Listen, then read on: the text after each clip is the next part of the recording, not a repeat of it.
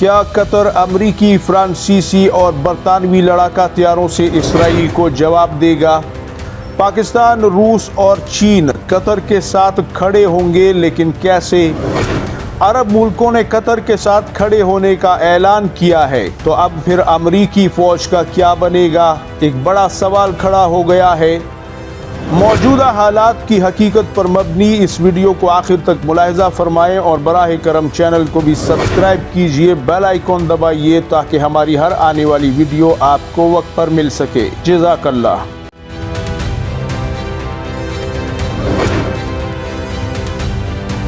नाजरीन, कतर पर होने वाले फिजाई हमले के बारे में आप लोग जानते हैं और बहुत कुछ इस बारे में मीडिया में आ भी चुका है, आप सुन भी चुके हैं, पढ़ भी चुके हैं। लेकिन यहाँ पर अब दो तीन चीजें जैसे जैसे ये हालात कशीदा होते जा रहे हैं निकल कर सामने आ रही हैं और वो बहुत ज्यादा अहम है। इतनी ज्यादा अहम है कि उससे अब आगे चलकर मिडल ईस्ट का जो फ्यूचर है, इन अरब मुल्कों का जो मुस्तकबिल है और पाकिस्तान कहां पर खड़ा होगा, ये बात बड़ी वाज़ेह होकर सामने आती जा रही है। और यहां पे नाजरीन कुछ सवाल जो इब्तदाई तौर पर किए जा रहे हैं, उनमें एक तो ये है कि हमला हुआ कैसे, दूसरा ये है कि अब कतर जवाब कैसे देगा, उसके पास है क्या जवाब देने के लिए, तीसरा ये कि पाकिस्तान, रूस और चीन इनकी पोजीशन क्या होगी, और चौथा ये कि खुद अमेरिका की पोजीशन क्या होगी, क्योंकि अमेरिका को दुनिया का सबसे जो महंगा तरीन तोहफा है वो कतर में ही अमेरिकी सदर को दिया गया था, 300-400 मिलियन डॉलर का। तो ये भी देखना होगा कि अब हालात किस तरफ जा रहे हैं। और सबसे अहम एक ये भी सवाल किया जा रहा है, शायद बहुत से दोस्तों को अच्छा ना लगे, वो ये कि क्या कहीं कतर मिला हुआ तो नहीं है, ये सब मिली भगत तो नहीं है, एक म्यूचुअल अंडरस्टैंडिंग के ज़रिए से ये सारा कुछ हो रहा है और कतर का ये जो बोलना है, एहतिजाज करना है या फिर ये नाराज़गी का इजहार करना है, ये सब ज़ुबानी जमा खर्च है, सब कुछ ख्याली पुलाव है और पक रहा है। और असल में अपनी आवाम के रिएक्शन के डर से कतर की हुकूमत ऐसा कह रही है, अदरवाइज़ इसराइल और कतर दोस्त हैं और ये सब कुछ उन्होंने एक बाहमी रजामंदी से किया होगा। ये मैं नहीं कह रहा, ये सवाल उठ रहे हैं मीडिया में, हर एंगल से हर मामले को देखा जाता है और यही आज़ादी सहाफ़त कहलाती है। सबसे पहली बात तो यह है नाजरीन कि जब हमला हुआ तो उस वक्त कतर की एयरफोर्स, जिसके पास दुनिया का बेहतरीन लड़ाका हथियार राफेल भी है, जिसके पास F-15 स्ट्राइक ईगल है जो कि अमेरिका का बनाया हुआ है, और जिसके पास बरतानिया, जर्मनी और स्पेन और इसके अलावा बेल्जियम, इन चारों मुल्कों का मुश्तरका तौर पर तैयार करदा लड़ाका हथियार यूरो फाइटर टाइफून भी है। सब के सब 4.5 जनरेशन लड़ाका हथियारे हैं। और याद रखिएगा, आज के दौर में कोई भी एयरफोर्स ख्वाहिश करती है, उसका अरमान होता है कि उसकी एयरफोर्स में ये तीनों लड़ाका हथियारे हों, खासतौर पर वो एयरफोर्सेस जो कि वेस्ट से अपने लड़ाका हथियारे खरीदती हैं। यानी पाकिस्तान नहीं है, पाकिस्तान तो चीन से अपने लड़ाका हथियारे ज़्यादातर अब ख़रीदता है, 20-25 साल पहले से पाकिस्तान बनाना शुरू हो गया था। तो यहाँ पे नाजरीन अब चीज़ ये है कि ये हथियारे क्या कर रहे थे। चले मान लीजिए कि इन्होंने उनको रोका नहीं या रोक नहीं सके, ये भी एक बहुत बड़ा सवाल है कि क्यों नहीं रोक सके, लेकिन ये उन्हें डिटेक्ट भी नहीं कर पाए। और वहाँ पे अमेरिकी एयर डिफेंस सिस्टम भी तैनात है जो कि आसमान में उड़ने वाली चिड़िया को भी निशाना बना सकता है, ये उनका दावा है। कतर की हुकूमत बड़े वसूख के साथ ये कहती है कि हम तो महफूज हैं। तो अब यहाँ पे वो जो एयर डिफेंस सिस्टम है, जो मिसाइल शिकन निज़ाम है, वो क्या कर रहे थे? हमला हो गया, हमला करने के बाद फाइटर जेट वापस भी लौट गए और इन्हें पता तक नहीं। ये तो इन तैयारों की जो परफॉर्मेंस है, जो इनकी कारकर्दगी है, इनकी हैसियत है और इनकी JF-17 या J-10 से जो 5-5, 8-8 गुना बड़ी कीमत है, उस पर कई एक सवाल खड़े कर देते हैं। लेकिन यहाँ पर अब दूसरा सवाल ये भी है नाजरीन कि कतर ने कहा है कि वो जवाब देगा। जवाब कैसे देगा, किन हथियारों से देगा? क्योंकि जब आप जवाब देते हैं तो उसमें फिर ये बात नहीं होती कि अब ये जंग शुरू होगी, नहीं होगी, यहाँ पे कितने अरसे चलेगी, महीना चलेगी, साल चलेगी। जैसा कि गज़ा और यूक्रेन में आप देख रहे हैं काफ़ी अरसा हो गया है, तो फिर ये तो कोई गारंटी नहीं होती कि मैं जब जवाब दूंगा तो उसके बाद मामला ख़त्म हो जाएगा। तो ऐसी सूरत में आपकी सप्लाई लाइन क्या है? आपके सारे तैयारे तो यूरोप और अमेरिका के हैं, तो उनमें लगने वाले मिसाइल और आर्मामेंट्स आपको कौन देगा? कहाँ से सप्लाई होंगे? ये भी एक सवाल खड़ा होता है, क्योंकि आपके पास अपना खुद का बनाया हुआ तो कुछ भी नहीं है। तेल निकालते जाओ, बेचते जाओ और ऐश करते जाओ। इसके अलावा नाजरीन, अगर हम पाकिस्तान या रूस या चीन की बात करते हैं कि ये तीनों ममालिक कतर के साथ खड़े होंगे, तो फिर एक और सवाल खड़ा होता है, और वो ये कि किस तरह खड़े होंगे। यानी ईरान के साथ तो अगर रूस खड़ा था तो ईरान रूसी हथियार इस्तेमाल करता है। ईरान चीन की हिमायत का भी फ़ायदा उठा रहा था, क्योंकि चीन के भी बाज़ हथियार रूसी हथियारों के साथ लग सकते हैं, इस्तेमाल हो सकते हैं। उसके पास मगरिबी हथियार नहीं थे, लेकिन आपके पास तो एक एक सुई जो है वो वेस्टर्न पावर्स की दी हुई है। तो फिर आपको पाकिस्तान के बने हुए मिसाइल जो एयरक्राफ्ट्स पे लगते हैं वो कैसे वो दे सकेगा? उनकी ट्रेनिंग कैसे दे सकेगा? चीन या रूस आपको क्या सप्लाई कर सकेंगे? कुछ भी तो नहीं, क्योंकि उनका कोई एक लड़ाका त्यारा भी आपके पास नहीं है, नहीं कोई पाकिस्तानी लड़ाका त्यारा है आपके पास, ना ही पाकिस्तानी मिसाइलों से आपकी कोई जान पहचान है, या कोई उनके साथ आपकी जो अंडरस्टैंडिंग है, जो आपकी ट्रेनिंग है, तरबियत है, कुछ भी तो नहीं है। शायद तस्वीरों में भी आपने ना देखे हो ये हथियार।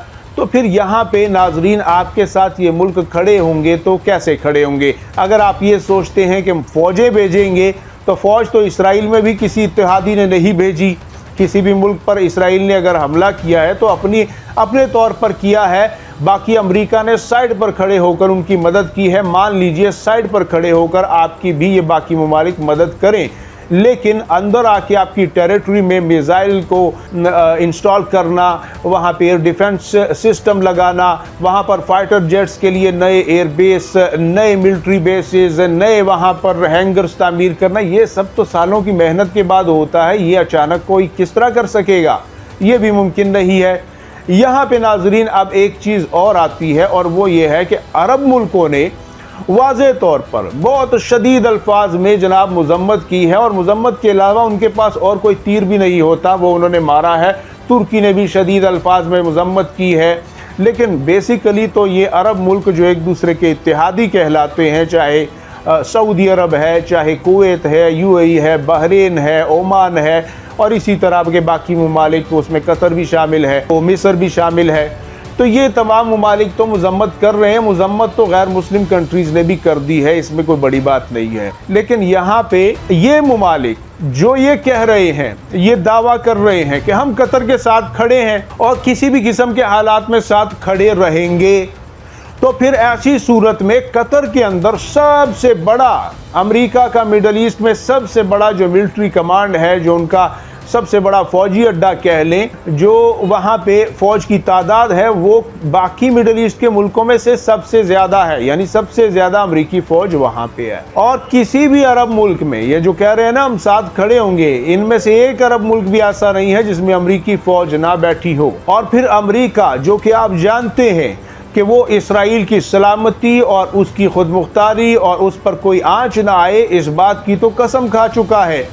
कोई भी मिसाइल, कोई भी ड्रोन, कोई भी चिंगारी इसराइल को ना छुए, उससे पहले अमेरिका अपनी ताकत को रास्ते में खड़ा कर देता है। बहरी बेड़ों के ज़रिए वो ईरान के मिसाइलों को रोकता रहा, और यहाँ पर मौजूद अरब मुल्कों में अपने बेसिस के ज़रिए भी वो ईरानी हथियारों को रोकता रहा ताकि वो इसराइल ना पहुँचे। चाहे उसमें वो पूरी तरह कामयाब हुआ नहीं हुआ, ये एक अलग सवाल है, लेकिन उसने कोशिश तो की। और आपके पास तो ईरान जितनी मिसाइल पावर ही नहीं है, तो फिर आप क्या करेंगे? और फिर अमेरिका आपके घर में बैठा हुआ है, तो आप उससे कैसे गुजरेंगे और इसराइल के ख़िलाफ़ कोई एक्शन करेंगे? लिहाजा यहाँ पे भी कुछ समझ में नहीं आ रहा।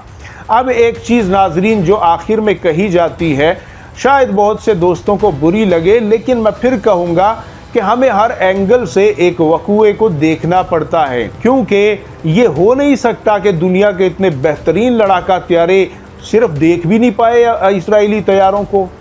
मतलब ये कोई मजाक नहीं चल रहा, एक मुकम्मल तौर पर इसराइल ने एक्शन किया था। अब इसमें नाजरीन कुछ लोग कह रहे हैं कि शायद कतर और इसराइल इनकी आपस में अंडरस्टैंडिंग है, इनका आपस में एक एतमाद की फ़िज़ा में रहते हुए ये काम जो है ये इन्होंने किया होगा और अमेरिका भी शामिल हाल रहा होगा। और शायद मैं ये अपनी तरफ से नहीं कह रहा, शायद ये तय पाया हो कि साहब आप हमला करें, अपना काम पूरा करें और हम भी जाके आपके किसी खाली पहाड़ी या फिर शटाले के खेत में एक बम मार के हम भी अपनी बल्ले बल्ले करवा लेंगे और दैट्स इट, बात ख़त्म हो जाएगी। आपका मकसद भी हासिल हो जाएगा, हम भी हीरो बन जाएंगे, हमारी भी वाहवाही हो जाएगी। तो लिहाजा ये जो कतर इस वक्त वावेला कर रहा है ये शायद कोई ज़ुबानी जमा खर्च है या फिर ये महज एक दिखावे का वावेला है, क्योंकि आवामी सतह पर जज्बात जो होते हैं वो हुकूमती सतह पर पाई जाने वाली पॉलिसियों से अक्सर बहुत मुख्तलिफ होते हैं, क्योंकि हर मुल्क की आवाम अपनी गैरत और ख़ुद मुख्तारी और सलामती और अपनी मुस्तकबिल को देखते हुए जज्बात को रखती है, जबकि हुकूमतें जो होती हैं वो अपने तख्त को बचाने के लिए, अपने इक़्तिदार को बचाने के लिए, अपनी जान को बचाने के लिए, अपने बैरून मुल्क असासाजात को, जायदादों को और ऐश व इशरत की ज़िंदगी को बचाने के लिए भी सोचते हैं। लिहाजा उनके जज्बात एक आम शहरी के जज्बात से मुख्तलिफ होते हैं। और चूँकि आप नेपाल में भी देख रहे हैं, बांग्लादेश में भी देख चुके हैं कि आवाम चढ़ दौड़ती है, आवाम अब ज़्यादा मतलब उतना वो कहते हैं ना सब्र करने वाली आवाम अब कम होती जा रही है। तो यहाँ पे कहीं इन मुल्कों की बादशाहतों का तख्ता ना उलट जाए, ये आवाम चढ़ ना दौड़े, इसलिए इनको शायद ऐसा बोलना ही पड़ता है कि हम ये कर देंगे, हम वो कर देंगे, हम फलां कर देंगे। यार आप जो कर देंगे आपके हालात उसके साथ मैच तो होना चाहिए। अगर पाकिस्तान कहता है कि मैं फलां को ये कर दूंगा, वो कर दूंगा, फलां कर दूंगा, तो लोग अगले ही लम्हे ये सोचते हैं कि हाँ भाई एक एटमी ताकत है, कर सकता है। तो यहाँ पे आप किस बिहाफ पर कह रहे हैं? पाकिस्तान अगर ये कहता है कि फलां के पास सुपर पावर की सपोर्ट है तो मेरे पास भी सुपर पावर की सपोर्ट है, वो तो लोगों को पता चल जाता है कि ये चीन की बात कर रहा है। जब कोई अपनी एयरफोर्स की धौंस जमाता है तो हमारी एयरफोर्स उसे कहती है कि अगली बार स्कोर जो है वो 6-0 नहीं होगा, वो 60-0 होगा। तो लोग कहते हैं हाँ भाई कर सकते हैं, क्योंकि ये करके दिखा चुके हैं 6-0। उस दिन 20 भी गिराए जा सकते थे लेकिन उन्होंने नहीं गिराए, तो 60 भी गिरा लेंगे। तो कोई आपका जो दावा है, आपका जो वार्निंग है, जो चैलेंज है, वो आपके हालात और आपकी ताकत के साथ मैच होना चाहिए। जबकि आप लोग तो अपनी ताकत सिर्फ अपने पैसे को कहते हैं। आप समझते हैं कि अमेरिका को नजराने देने से, यूरोप के साथ प्यार मोहब्बत की पींगे बढ़ाने से शायद आप भी महफूज हैं और आपकी हुकूमतें भी महफूज हैं, लेकिन पैसे के बलबूते पर ख़रीदा हुआ अमन जो होता है वो कब तक और कितनी देर तक चलता है इसकी कोई गारंटी नहीं होती। अलबत्ता जब तक ताकत के जवाब में ताकत खड़ी नहीं होती तब तक अमन का क़याम और दूर रस नताइज ये नामुमकिन होते हैं। कमज़ोर का ताकतवर से ना तो कोई माहिदा होता है, अगर हो जाए तो वो कामयाब नहीं होता। बहरहाल अब कतर ने कहा है कि वो जवाब देगा, देखते हैं कैसा जवाब होता है। लेकिन हमारी दुआ है कि कतर की भी हिफाजत हो, अल्लाह ताला उसकी हिफाजत करे, वहाँ अमन कायम रहे, तमाम इस्लामी मुल्कों में अमन कायम रहे और इस्लामी मुल्क अपने आप को ज़रा पहचाने कि हम 50-60 मुल्क हैं, हमारी 200 करोड़ के लगभग जो है आबादी है दुनिया में। तो क्या हम ये सारी चीज़ें, ये बदअमनी और ये दुश्मनियाँ, ये सब कुछ, ये हमले, ये क्या हम डिज़र्व करते हैं? क्या हमें इसी स्टेज पर ही रहना चाहिए? क्या हमें अपनी सेल्फ़ रिस्पेक्ट को बढ़ाना नहीं चाहिए? क्या हमें फील नहीं करना चाहिए कि हम कहाँ हैं, हमें कहाँ होना चाहिए? इन चीज़ों पर काम करना चाहिए। इसराइल, अमेरिका या यूरोप, इन सब के साथ अगर आप पुरअमन माहिदे के तहत आगे चलते हैं तो कोई बुरी बात नहीं है, लेकिन वो माहिदा मुकम्मल तौर पर मुस्तनद होना चाहिए और उसमें यकीनी तौर पर आपका अमन जो है वो गारंटीड होना चाहिए, उसकी कोई ज़मानत होनी चाहिए। ये ऐसा नहीं कि आप जब चाहे जिधर चाहे किसी के भी निशाने पर आ जाएं और फिर एहतजाजों का एक सिलसिला, एक माला जो है वो आप जपनी शुरू कर दें। तो ऐसा नहीं होना चाहिए। मुसलमान मुल्कों को अपनी हालत पर खुद गौर करना चाहिए। आप भी इस हवाले से अपनी कीमती राय कमेंट सेक्शन में ज़रूर दीजिएगा। अपना और गिरदोनवा के लोगों का सबका ढेर सारा ख्याल रखिएगा। अल्लाह हाफिज़ व नासिर।